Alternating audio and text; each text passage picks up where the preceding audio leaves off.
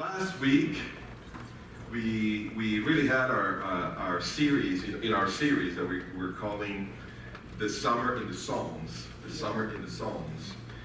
We looked at book 1. And the book of Psalms as a whole is divided into 5 books. 2 weeks ago, you can go online and watch it. We saw how at specific psalms, at the end of specific psalms, there seems to be this doxology, this eruption of praise that doesn't really go with the book itself. So it serves as a kind of an ending of sorts. And so we know that we have 4 of those kind of endings in specific psalms. So we know that we have 5 books. We have 5 divisions. And obviously it makes total sense that you will divide a book that large into 5 books to represent the Torah itself. Amen. Right? So last week we did an overview of book 1. And I'm not going to go through it again, of course, but I want to highlight one of those psalms. We studied last week how there are each book has different types of psalms and different collections of psalms. And we said that the primary type of psalm in book 1 is the psalm of lament, and actually the psalm of individual lament. There are psalms of collective or national community lament. But in book 1, there are actually 19 psalms of personal lament, even though in the whole book, there are only 29 of those kinds of psalms of lament. So 19 out of 29 are found in one book. That tells you a lot of the nature of book 1 of Psalms. And of course, you have 41 Psalms. The first book ends in Psalm 41. And so 19 out of 41 is almost 50%. So almost 50% of book 1 is about individual lament. So we studied last week Psalm 3, which is a classic psalm of lament. Today, though, we're going to see a different psalm, a different type of psalm, in a different collection. So we saw some of the collections last week as well. And one collection was between Psalm 15 and Psalm 24. We saw how 15 and 24 really they carry the same subject. And we've seen that throughout this series already, how when you have that kind of a structure, which we call a menorah kind of structure, so we see how Psalm 15 and Psalm 24, they go together. They actually have one same theme, the access into the temple. Who can dwell, right? Who can ascend to your holy hill, Lord? Then Psalm 16 and Psalm 23, we know Psalm 23, right? Is a psalm of trust, a psalm of joy in the presence of the Lord. We're going to have Pastor Joe, the pastor of this church here, Crossroads Church. He's going to preach Psalm 23 next week, so don't miss him. He's a great guy and obviously a great heart toward us and toward the Messianic movement. Psalm 17 and 22, they both speak about a plea for deliverance. Don't just take these words because I say so. Just go and check them out. Just go and study it and discover for yourself how these things go together. Psalm 18, and then Psalm 18 is a prayer and praise for the king's deliverance. But if you read Psalms 20 and 21, it's also a prayer and praise for the king's deliverance. Combine the two of them. So they belong together. And that way you have right in the middle, as we also call this a sandwich structure, because you have right on the top, right on the bottom, and then there's something highlighted in the middle. In the middle we have Psalm 19, a Torah psalm. So That's very much what those who put together this collection of books, that was the intent that they had. That was the desire. That's how they wanted us to read it. Of course, Psalm 19 is also right in the middle of the whole collection of the first book, Psalms 1 through 41. It's right about the middle. So this highlights all of this collection as one of the most important collections in Book 1. So I want us to talk today about Psalm 15, and let's go to 15:1, Psalm 15:1. I want to contrast a little bit Psalm 15 and Psalm 24. So 15:1 begins by saying, "O Lord, who may abide in your tent? Who may dwell on your holy hill?" And then 24:3, we see the same subject. "Who may ascend into the hill of the Lord, and who may stand in his holy place?" These are songs of access into the temple. Psalm 19:7, then it says, "The Torah of Adonai is perfect, Amen, restoring the soul." That's what's at the middle of it. So who can have access? Who can dwell? The one who walks according to your perfect Torah. We'll come back to this in a moment. So Psalm 15 is very appropriate for today, for our ordination. And I want to address each one of you. I don't know if some of you, maybe some of them are already went out there and ministering to our youth. But it's going to be recorded. So I want to address each one of them out of this psalm. Because this psalm, when you read it, it sounds like one of those lists that we find in Timothy and Titus about the kind of life that the servant of God is supposed to lead. Amen. So in lieu of reading Timothy or Titus, we're going to read Psalm 15 in order to give also a charge to those who are newly commissioned to the ministry of the gospel. So Psalm 15, we just read verse 1. We'll start again in verse 1. I'm going to read the whole psalm first. It says, "O Lord, who may abide in your tent? Who may dwell on your holy hill? He who walks with integrity and works righteousness and speaks truth in his heart. He does not slander with his tongue, nor does evil to his neighbor, nor takes up a reproach against his friend, in whose eyes a reprobate is despised, but who honors those who fear the Lord. He swears to his own hurt and does not change. He does not put out his money at interest, nor does he take a bribe against the innocent. He who does these things will never be shaken."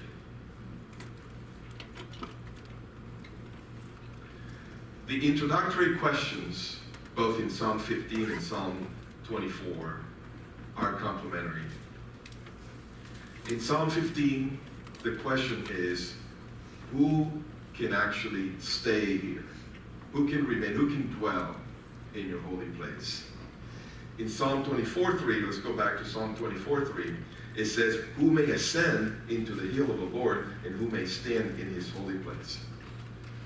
So when I looked at it a little closely, I realized that Psalm 24 is actually a psalm of access. It's who can ascend, who can go up, who can enter. And then who can attain prominence among your people who come to worship you. Who can rise? Who can arise? The word here is kum. We've spoken about this Hebrew word. Yeshua said, "Talita, kum." Right? Little girl, arise. Amen. We actually said it in the Torah service. Yeah. Right? "Arise, O Lord, let your enemies be scattered."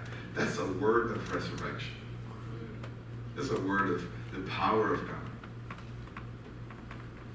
to bring you into a place of prominence. Not only are you present in the temple, but the Lord gives you a place of prominence. And I want to challenge you, witness what we have here. This is only the first wave of people. There's room here. At Sukkat, we want to develop each one of you. We want to help you discover the destiny that the Lord has for you, the gifting, and the place to put that to use for the benefit and the growth of the body. This isn't just for the few or the special. This is for those whom the Lord has called and gifted and are walking with Him in a way that's worthy. So stay tuned. We'll have this again with other faces here. Maybe yours. So Psalm 24 is a psalm of I'm present and a psalm of, Lord, you've given me a place of prominence here. But Psalm 15 is a little different. Psalm 15 is a psalm of permanence. It is one thing to arrive, even to rise up to prominence, but can you stay? How do you stay? How can you remain, dwell, abide? How can you have endurance in His house? That's what the list is here for. To instruct us into how this is done. When we think of dwelling in the tabernacle, I think of Moses and Joshua. I think of Samuel.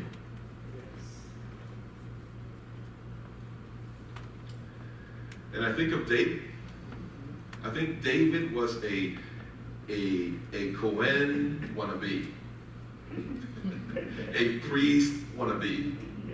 He wanted to be so close. He wanted to dwell in the tabernacle. He wanted to build the temple. He dressed himself in the clothing of the Levites. He wanted to get as close as possible. Some of you know my nickname around here, the Leviticus nerd.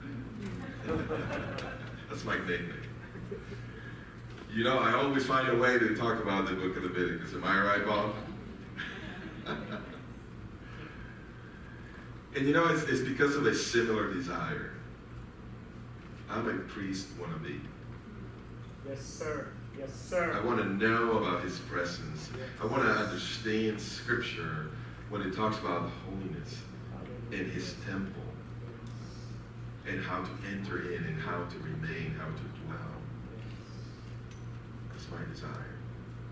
I want to learn. I want to live this way so I will be worthy. You know, this psalm is also a psalm of the Gospels. That may surprise you a little bit. This is a psalm of Yeshua's ministry. You see, Yeshua spoke to the Pharisees and He said, you guys are emphasizing the wrong thing.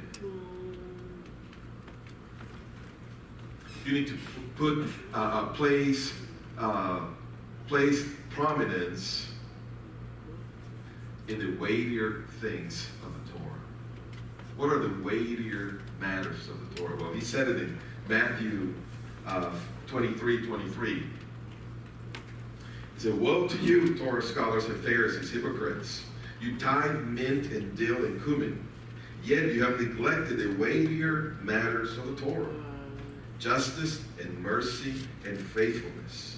It is necessary to do these things without neglecting the others. So He wasn't preaching one or the other. He was preaching both. But give priority to what is weightier. How you treat people. How you conduct relationships with people. We'll say a little more about that. Matthew 5:20. For I say to you, that unless your righteousness surpasses that of the scribes and Pharisees, you will not enter the kingdom of heaven. That seems like an impossibility. Unless you understand the word righteousness, and you understand that righteousness means love. You can't be righteous without observing the Torah, but you can't observe the Torah without loving God and loving people. So righteousness is love. And so the Lord is saying here, listen, you've got to have more love than the Pharisees and the scribes. And all of a sudden, I don't know about you, but I feel hope. I'm like, that wasn't too hard to accomplish. Because their level of love was rather low. So I have a little hope that through the Holy Spirit, I can actually love people. And so Psalm 15 speaks about these issues. And here's the reason. I'm getting ready to actually, this may start sounding a little familiar to you now. This week, I have a huge paper on my class, and I'm writing about Psalm 15. So I'm using y'all as guinea pigs of sorts, right? So I'm going to write about Psalm 15, and my thesis for that paper is that this psalmist seemed to have gotten the wrong answer to the question. The question is, who can dwell in the temple, in the tabernacle? So you would expect the answer to be those who are clean, those who bring the right sacrifices, those who do the things that you need to do to enter into the tabernacle. And yet he turns it around and he really speaks of the weightier matters of the Torah. He speaks of love. That's what's going to allow you to remain. And of course, I am in a Christian university where, unfortunately, replacement theology abounds. And I'm fighting the good fight there as much as I can. And for the replacement theology answer, they would say, yeah, it's exactly right. Away with those sacrifices and the priests and the tabernacle and all of those things. It's about morality. But here's what they don't understand, and here's what I'm going to write in my paper. That in a Jewish mind, in a context of tabernacle and temple, it is already understood that you already did those things. You see, Psalm 15 is speaking about how to remain, how to dwell. Because you already are in. You already got in there. So you were already cleansed. You already brought the proper sacrifices. This is a psalm to come perhaps at the times of feast. Well, you would arrive at Jerusalem a week before, actually over a week before, so that you will be sprinkled with the water of the red heifer. And that will take a week. Read it in, I think it's going to be in the portion in next week, Numbers 19. And so they were already in. They already went through all that was necessary to enter the presence. The question in Psalm 15 is, how do I remain? And the way I remain is through the weightier matters of the Torah. How do I love people?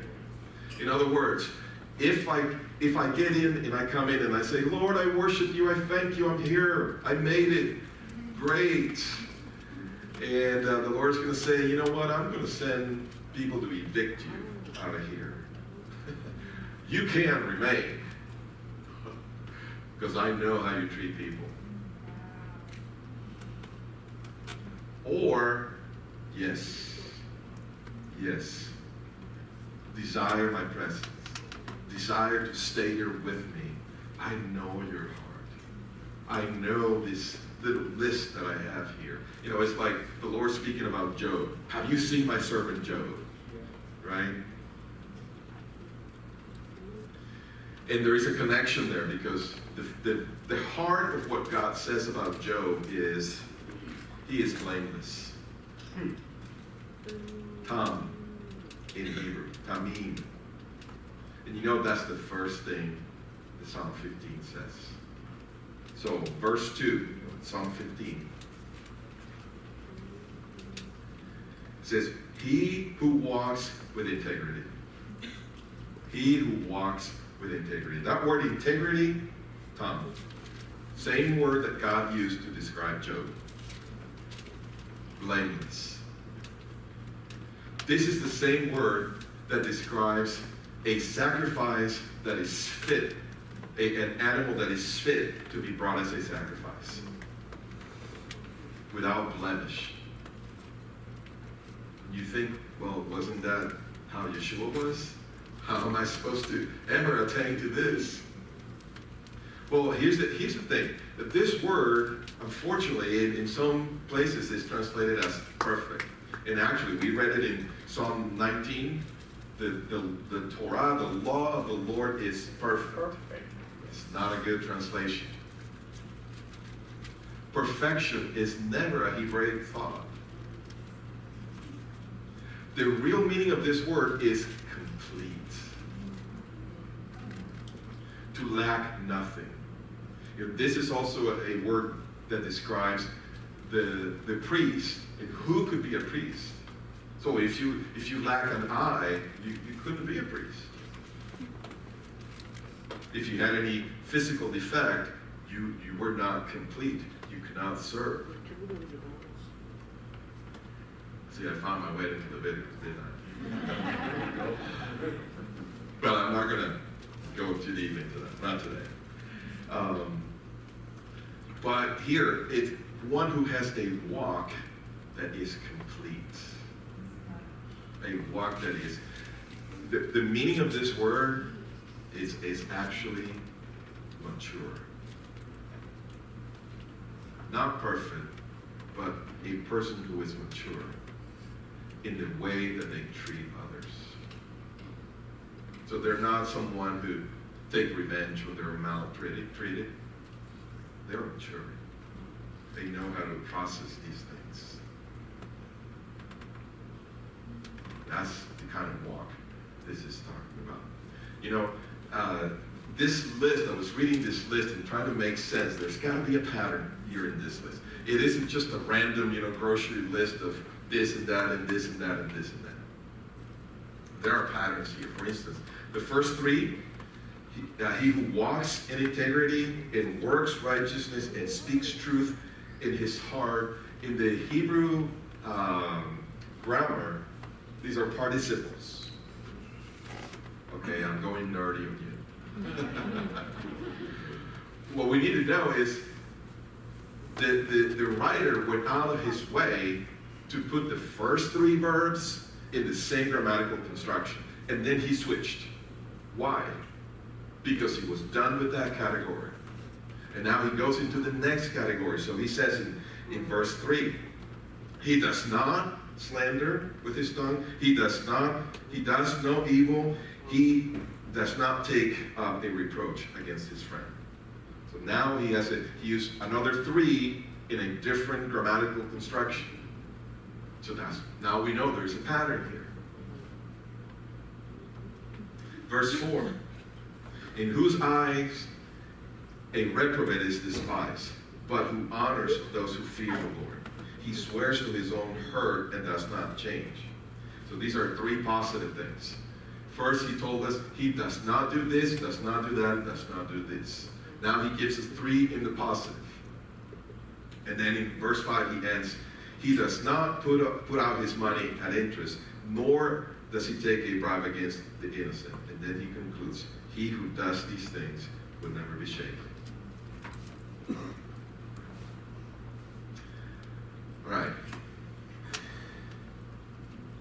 He who walks with integrity. This reminds me of a person out of all these that were here, a person who has a walk in maturity, a complete walk. That's my wife.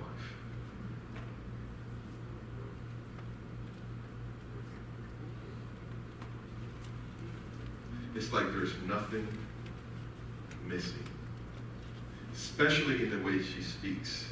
It was very special that Cynthia spoke in the words, the lips, the way that she speaks.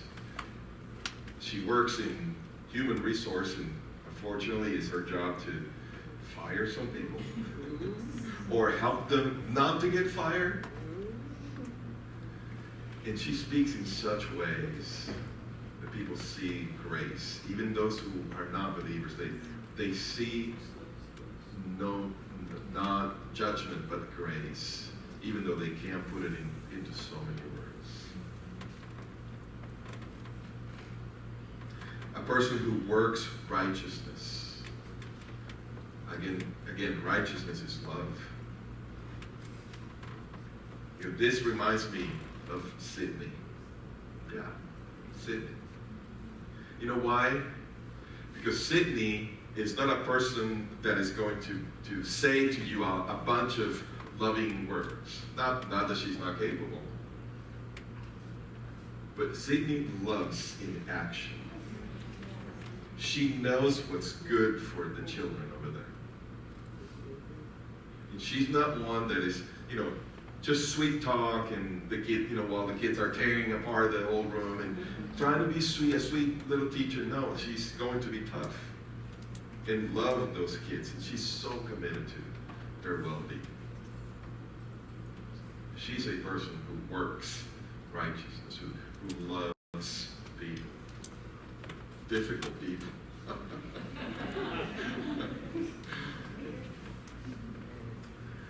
One who speaks truth in his heart. Speak truth in his heart.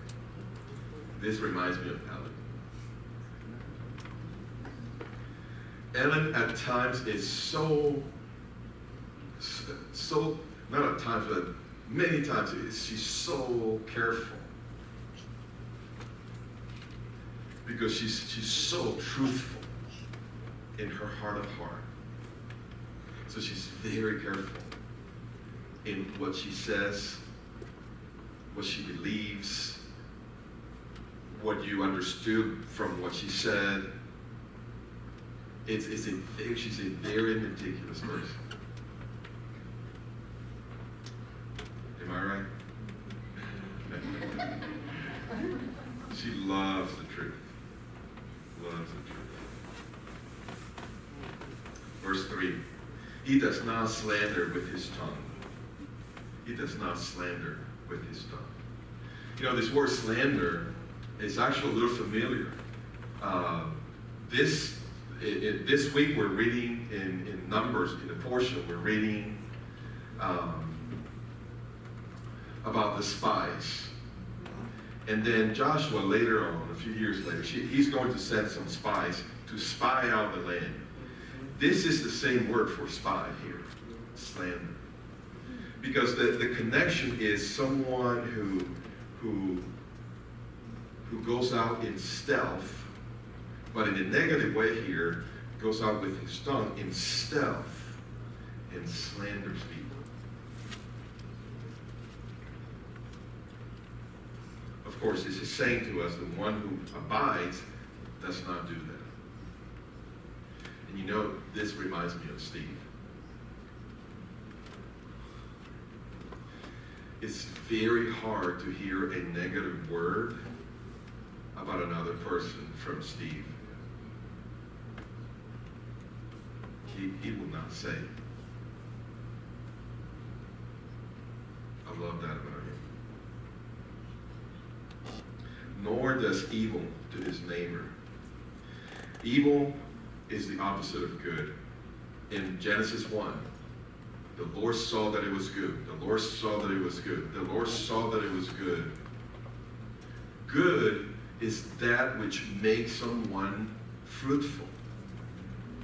That's what we see in Genesis 1. God made the land fruitful. Very fruitful. Very good.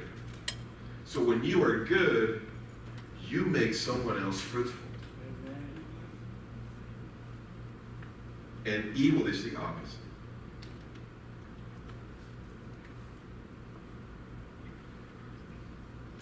Nor takes up a reproach against his friend. Nor takes up a reproach against his friend. The word take up is to bear, to lift up, to bear. So you hear a reproach, you hear, and here the word reproach is shame. You hear something about a person, and you don't treat that person according to that. You are able somehow to differentiate that in your heart and in your mind, to not let it affect how you treat that person. That's Renata for me. She's an amazing friend. Yeah, she could hear all of this, but when she goes to treat this person, it's like none of this exists. She's going to give the person a fair chance. She will treat you like you would never suspect she knows all this dirt about you.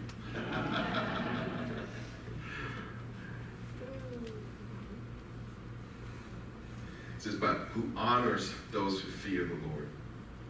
He swears to his own hurt and does not change.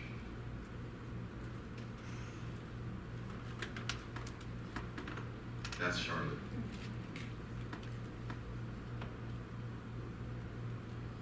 She will not change on you. It doesn't matter if what she promised you in the end, at the moment of doing it, it causes her. It costs her. Time, money, it doesn't matter. She will not change. She will remain faithful. These people here have tremendous character. They can abide in the presence of the Lord in his holy day. You know, I have a motto in my ministry, which is, I minister with friends. I minister with friends. I don't want a professional relationship with you. I want a personal, a real relationship. That's why I come across to you as just Joe. Just Joey. Just call me Joey. And I relate to you, and I show you, and I let you see my weaknesses and my mistakes. Because you make them as well. And I don't want you to live thinking that you have to hide those things from me.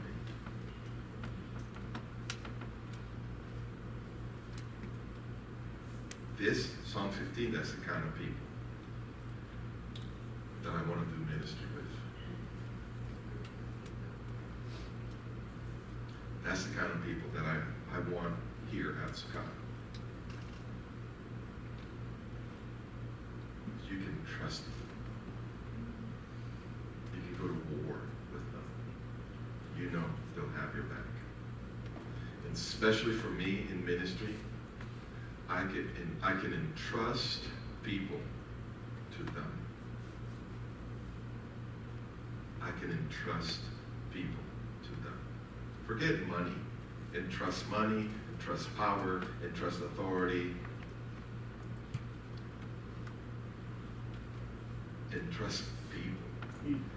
That's the real riches that God has for us to be faithful with, and to be good stewards of.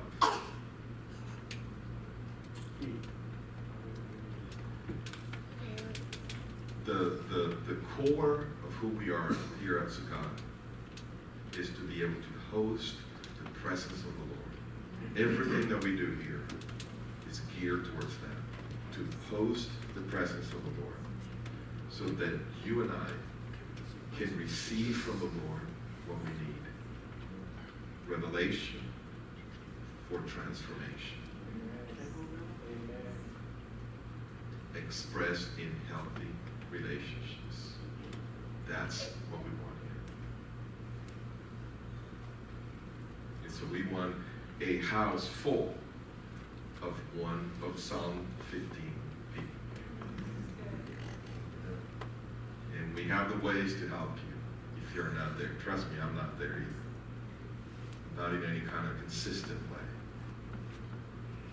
And these people here are here to help us get there.